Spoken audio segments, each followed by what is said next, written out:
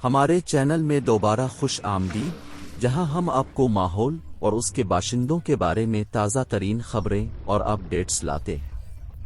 آج ہمارے پاس تسمانیہ سے کچھ پریشان کن خبر ہے، جہاں صرف 2 سالوں میں سینکڑوں وہیل دوسری بار مر گئی ہیں۔ پائلٹ اور سپر وہیل سمیت 226 وہیلیں حرکت کرنے سے قاصر تھیں اور ساحل پر پھنس گئیں۔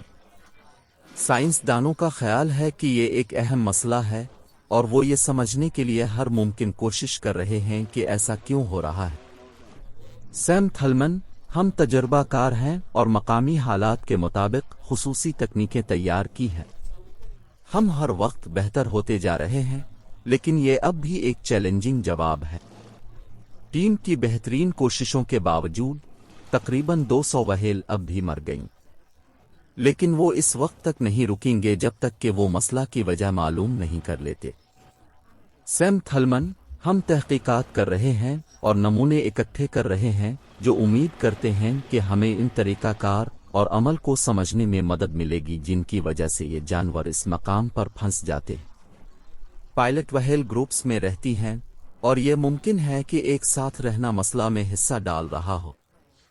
شاید نوجوان وہیل ایک بیمار وہیل کے پیچھے ساحلوں پر آتی ہے۔